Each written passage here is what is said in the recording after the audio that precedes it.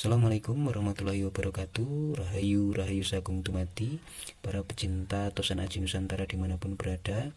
Dalam kesempatan yang baik ini, melalui channel Jamur Tipo, kita akan membahas topik yang menarik, yaitu tentang keris. Apakah itu keris? Nah, mari kita babar bersama-sama. Langsung saja. Keris merupakan benda pusaka buatan Sang Empu yang mempunyai beberapa kriteria.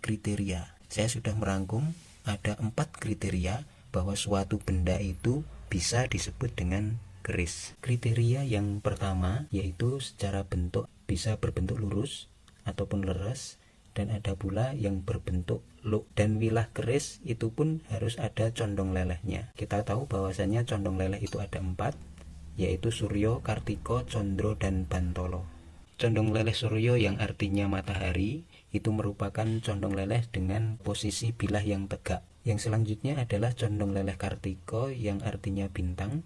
Itu merupakan condong leleh di mana wilah pusaka itu agak condong sedikit. Terus yang selanjutnya adalah condong leleh Condro yang artinya rembulan.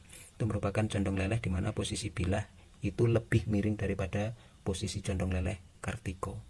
Dan yang terakhir adalah condong leleh Bantolo yang merupakan condong leleh terekstrim karena posisi bilah itu kemiringannya sangat miring sekali. Kriteria selanjutnya adalah mengenai struktur anatomi atau bagian-bagian daripada pusaka. Keris harus mempunyai 3 bagian utama, yaitu terdiri dari pesi, gonjo, dan wilah. Dan ada pula keris yang disebut dengan keris iras, yaitu di mana antara pesi, gonjo, dan wilah itu jadi satu kesatuan ataupun utuh. Kalau ini antara pesi, gonjo, dan wilah itu sendiri-sendiri. Jadi ini gonjonya ini bisa dilepas. Dan kriteria yang ketiga adalah struktur logam penyusun daripada pusaka itu. Juga terdapat 3 struktur logam, yaitu besi, baja, dan bahan pamor. Rekan-rekan, di sini dapat kita lihat bahwasanya pusaka keris ini terdapat 3 bahan, yaitu terlihat pamornya, terlihat besinya, dan terlihat selorok bajanya. Kriteria yang terakhir adalah teknik daripada pembuatan pusaka tersebut. Umumnya keris menggunakan teknik itu tempa lipat, yaitu bahan pamor, baja, dan besi itu ditata sedemikian rupa, lalu ditempa, dilipat, ditempa, dilipat, seperti itu. Dan teknik tempa pun ada 3 teknik, yaitu melumah, miring, dan puntiran. Itu juga berkaitan dengan pamor yang dihasilkan. Melumah biasanya itu pamor yang dihasilkan adalah ngulit semongko, beras wotah, dan pedaringan kebak. Dan untuk yang tempa miring itu biasanya pamor yang dihasilkan adalah ilining wareh, sodo saler, wengkon, gajah gelar, dan lain sebagainya. Untuk yang puntiran itu biasanya akan menghasilkan pamor-pamor ubet, buntel mayit, ataupun dadung kepuntir. Nah, rekan-rekan sekarang bisa menyimpulkan bahwasanya yang bisa disebut dengan keris harus masuk dalam 4 kriteria tersebut, yaitu bilahnya lurus ataupun luk dan punya condong leleh, juga harus mempunyai struktur utama bentuk yaitu pesi, gonjo, dan wilah.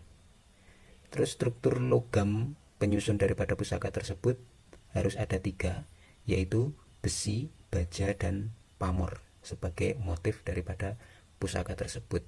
Terus dengan teknik pembuatan yaitu tempa lipat, bukan cor ataupun cetakan, seperti itu.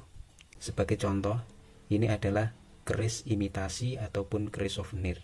Secara bentuknya memang wilahnya low.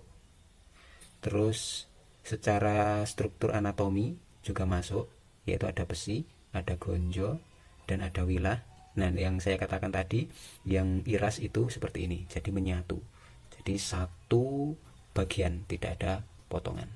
Seperti itu.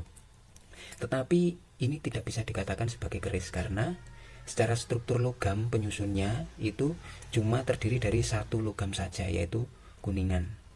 Dan proses pembuatannya pun juga tidak sesuai. Yang seharusnya tempa lipat, tapi ini cor.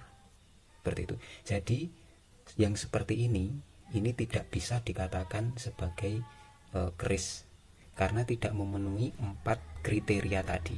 Nah, setelah babaran mengenai kriteria keris ini, diharapkan bagi para rekan-rekan pecinta Tosana Haji Nusantara dimanapun berada sudah dapat mengetahui keris itu seperti apa dan souvenir keris itu seperti apa. Sangat jelas sekali apabila keris ataupun yang disebut dengan keris itu tidak memenuhi daripada 4 kriteria tadi, berarti itu bukan keris. Monggo dilihat lagi secara saksama apakah koleksi daripada keris-keris rekan-rekan semuanya itu memenuhi 4 kriteria tadi. Apabila tidak memenuhi 4 kriteria tadi, berarti itu bukan keris. Salam budaya Nusantara, jayalah keris Nusantara. Terus dukung channel ini dengan cara like, komen, dan subscribe. Semoga tayangan ini bermanfaat bagi para pemirsa semuanya. Kurang dan lebihnya mohon maaf. Assalamualaikum warahmatullahi wabarakatuh. Rahayu, Rahayu Sagung Dumadi.